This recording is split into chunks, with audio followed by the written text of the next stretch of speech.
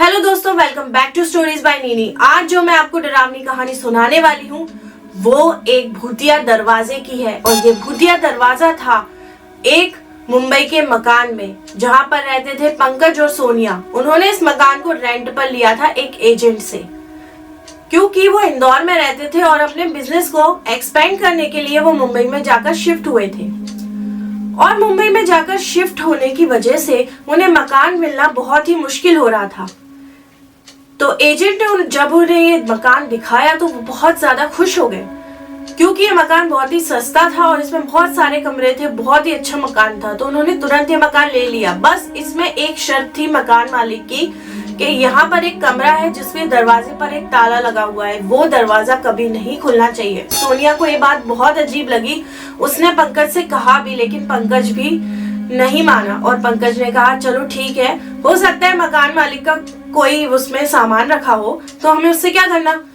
तो एजेंट भी उनको समझा गया और उन्होंने वो मकान किराए पर ले लिया। अब पहले दिन सब कुछ बहुत अच्छी तरह से बीता। जो सोनिया थी वो पंकज से बोलकर गई कि मैं अभी मार्केट जाती हूँ और बाजार से सब्जी लेकर आती हूँ। पंकज ये सुनकर आराम से घर में रिलैक्स होकर बैठ गया और सोनिया चली गई। तभी उस दरवाजे के पीछे से नॉक होती है और सोनिया की आवाज आती है और वो पंकज को बुलाती है और कहती है पंकज मुझे बचाओ, मैं इस दरवाजे के अंदर बंद हो गई हूँ। पंकज ये सुनकर बहुत ज्यादा डर जाता है। वो कहता है सोनिया तुम यहाँ कैसे आ गई, तुम तो अभी बाहर गई थी। वो कहने लगे अब ये बातें मत करो पंकज, मुझे बचाओ, मैं इसके अंदर बंद हो गई हूँ।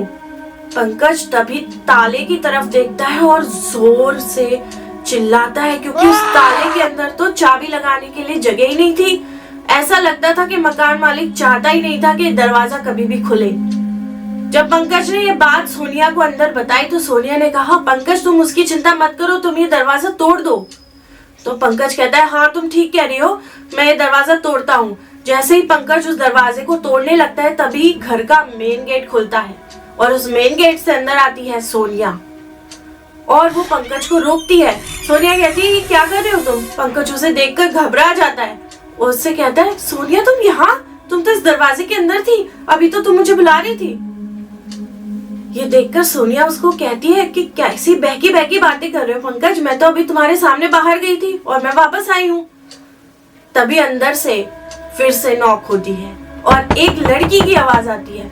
वो कहती है प्लीज मुझे बचाइए, मैं इस दरवाजे के अंदर बंद हो गई हूँ, प्लीज मुझे बचाइए। ये सुनकर सोनिया हैरान रह जाती है और पंकज से कहती है देखो इसके अंदर एक लड़की को बंद कर रखा है, तुम्हें ये दरवाजा तोड़ना होगा। पंकज कहता है कि मुझे तो कुछ मामला गड़बड़ लगता है, क्योंकि अभी तो यह एक तुम्हारी आवाज में बात कर रही थी। सोनिया ने कहा पंकज तुम्हें कोई गलतफहमी हुई होगी, यहाँ उन्होंने एक लड़की को बंद कर रखा है, हमें सबसे पहले इसको तोड़कर बाहर निकालना चाहिए। तो पंकज उसकी बातों में आ जाता है, कहता है हाँ सोनिया वैसे तुम सही कह रही हो कि हमें उस लड़की को बचाना होगा। और पंकज जोर से वो दरवाजा तोड़ देता है और जैसे ही दरवाजा खुलता है दोनों की दोनों शॉक्ड रह जाते हैं, क्योंकि उसके अंदर तो कोई था ही नहीं। दोनों अंदर जाकर देखते हैं तो कमरा बिल्कुल खाली था। और तभी सोनिया पंकज से कहती है पंकज वो देखो सामने, वो देखो वो लड़की बाहर हमारे ड्राइंग रूम में खड़ी हुई है खिड़की के पास। ये देखकर पंकज शॉक्ड रह जाता है और वो बाहर आने से मना करने लगता है, बाहर मत जाओ सोनिया, यहीं पर रहो, मामला कुछ गड़बड़ है। तभी वो लड़की उन दोनों की तरफ देखती है और जोर से हंसती है।